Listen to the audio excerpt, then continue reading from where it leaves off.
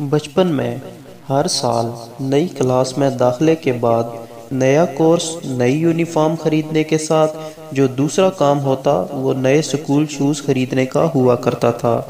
School shows ہمیشہ Bata کے ہی لیے جاتے کیونکہ اس وقت چائنا کی بھانت بھانت کے شوز کے ڈھیر نہیں لگے ہوتے تھے۔ پی ٹی وی پر باٹا کے اشتہارات بڑی پابندی سے چلا کرتے تھے۔ اکثر غریب یا متوسط طبقے کے لوگ بچوں کو عید پہ بھی باٹا کے کالے شوز یہ کہہ کر لے دیتے تھے کہ اسکول میں بھی یہی چلیں گے، اور بچوں کی خوشی کی انتہا نہ ہوتی۔ پھر ہم نے ترقی کر لی، اب ہر نئے سٹائل اور کلر کے شوز بچوں کے پاس ہیں، مگر نہ تو انہیں خوشی ہوتی ہے اور نہ ہی قدر، ورنہ ہر سال نئی کلاس کے آغاز پر نئے یونیفارم، نئی کتابیں اور سیاہ چمچماتے باٹا شوز پہن کر اسکول جانے کی خوشی بھلا کون فراموش کر سکتا تھا۔ پاکستان اور بھارت میں باٹا سے کون واقف نہیں؟ ہم تو کیا، ہمارے والد اور شاید دادا بھی باٹا کے جوتے پہنتے ہوں گے۔ باٹا کے جوتے معیار اور مضبوطی میں بے مثال تصور کیے جاتے تھے۔ پاکستان میں تو باٹا کے نام سے باٹا پور بھی ہے۔ آخر یہ باٹا ہے کیا اور کہاں سے شروع ہوا؟ باٹا کی کہانی آج سے 400 سال پہلے سن 1620 میں چیکو سلواکیہ کے ایک چھوٹے سے گاؤں سے شروع ہوئی، جہاں باٹا نامی خاندان نے موچی کا کام شروع کیا۔ یہ خاندان 400 سال تک اسی جگہ جفت سازی کا کام کرتا رہا کہ بالآخر اس خاندان کی 8ویں پیڑھی میں ایک نوجوان جس کا نام ٹامس باٹا تھا نے سن 1894 میں اپنے ابا کے پیشہ کو بڑے پیمانے پر شروع کرنے کا فیصلہ کیا۔ جوتا سازی آبائی پیشہ ہونے کی وجہ سے ٹامس کے لیے آسان تھا، جس کی وجہ سے اس نے اسی کو اپنایا۔ تقریباً 300 سال سے یہ کام ان کے خاندان میں چلا آ رہا تھا، لیکن کسی نے اس میں ترقی کی طرف توجہ نہ دی اور اس کاروبار کو پھیلانے کی کوشش بھی نہ کی، جیسا کہ ہمارے ہاں ہوتا ہے۔ باپ دادا سے ایک دکان چلی آ رہی ہے، اولاد میں وراثت کے طور پر تقسیم ہو جاتی ہے، وہ دکان بڑی ہونے کے بجائے مزید ٹکڑوں میں بٹ جاتی ہے، لیکن کسی کو یہ خیال نہیں آتا کہ اس کاروبار کو پھیلایا اور بڑھایا بھی جا سکتا ہے۔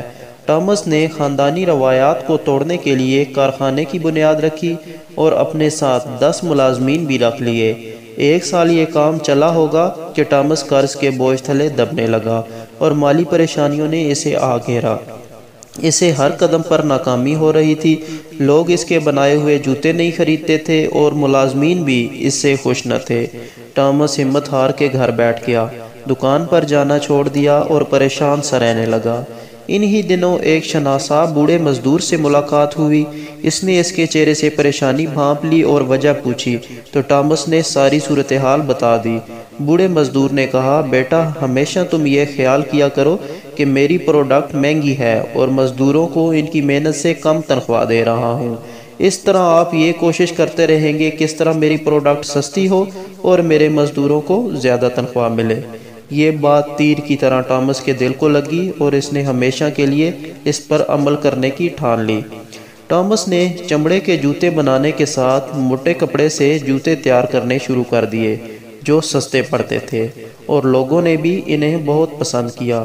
ان جوتوں کی مقبولیت اور مانگ بڑھنے سے ملازمین کی تعداد 10 سے 50 ہو گئی۔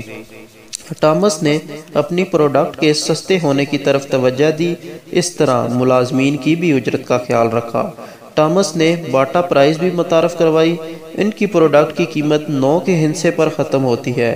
کسی چیز کی قیمت 99 یا 1999 روپے ہوگی جو دیکھنے میں 100 اور 20 سے اچھی لگتی ہے، حالانکہ ایک عدد کا فرق پڑتا ہے۔ 4 سال میں باٹا شوز کمپنی کا کام اس حد تک بڑھ گیا کہ اب مشینوں کی ضرورت پڑ گئی، کیونکہ اس کے علاوہ ڈیمانڈ پوری نہیں کی جا سکتی تھی۔ وقت گزرنے کے ساتھ اب آٹومیشن کا دور آ گیا ہے۔ مشینوں اور ٹیکنالوجی سے آپ کم وقت اور قلیل خرچ میں زیادہ پروڈکٹ بنا سکتے اور منافع کما سکتے ہیں۔ ٹامس باٹا ہمیشہ ایک تاجر کی طرح سوچتا رہتا۔ کہ اپنے کاروبار کو بڑھانے کے لیے وہ کیا کر سکتا ہے۔ وہ کاروباری حضرات سے مشاورت بھی کرتا۔ 1904 میں اس نے اپنی کمپنی میں مکینیکل پروڈکٹ تکنیک متعارف کروائی۔ اس طرح جلد ہی باٹا شوز کمپنی یورپ کی پہلی بڑی جوتا ساز کمپنی بن گئی۔ 1912 میں اس کی کمپنی کے ملازمین 600 ہو چکے تھے، جو اس کی ترقی کا منہ بولتا ثبوت تھا۔ 1914 میں پہلی جنگ عظیم شروع ہوئی۔ یہ ٹامس کے لیے قرۂ فال ثابت ہوئی۔ اس کے پاس جرمن فوج کے جوتے بنانے کے آرڈر آنے لگے اور 1914 سے لے کر 1918 تک اسے پہلے سے 10 گنا زیادہ ملازمین رکھنے پڑ گئے۔ کاروباری دنیا میں کامیابی کے ساتھ پریشانی کا سامنا بھی کرنا پڑتا ہے۔ جنگ کے بعد اس کا کاروبار بہت مندہ ہو گیا، لیکن اس نے ہمت نہ ہاری۔ 1925 میں پھر سے بزنس عروج کی طرف بڑھنے لگا۔ ٹامس کی باٹا کمپنی زیلن میں تھی، اب یہ ایک شہر کی صورت اختیار کر گیا۔ کمپنی بھی کئی ایکڑ زمین پر پھیل چکی تھی۔ ٹامس باٹا 1932 میں 56 سال کی عمر میں جہاز کے ایک حادثے میں فوت ہو گیا۔ وہ خود تو اس دنیا سے چلا گیا، لیکن آج بھی اس کے لگائے ہوئے درخت سے دنیا بھر کے لوگ مستفید ہو رہے ہیں۔ آج باٹا کا ہیڈ کوارٹر سوئٹزرلینڈ کے شہر لوزانے میں ہے۔ دنیا کے 18 ممالک میں باٹا کی فیکٹریاں قائم ہیں اور دنیا بھر کے 70 سے زائد ممالک میں 5200 سے بھی زیادہ سٹورز ہیں۔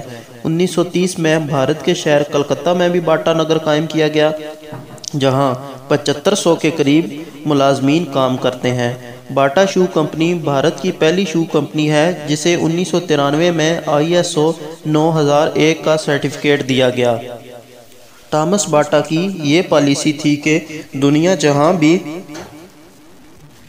باٹا کے نام سے فیکٹری قائم ہو، وہاں پر ایک باٹا پور بھی بنایا جائے یا باٹا نگر بھی بنایا جائے۔ بھارت میں باٹا نگر، پاکستان میں باٹا پور، ہالینڈ میں باٹا ڈراپ، فرانس میں باٹا ولا اور ایسے ہی مزید کئی شہر باٹا کے نام سے قائم ہیں۔ ایک محتاط اندازے کے مطابق آج باٹا روزانہ تقریباً 10 لاکھ گاہکوں کو نمٹاتا ہے۔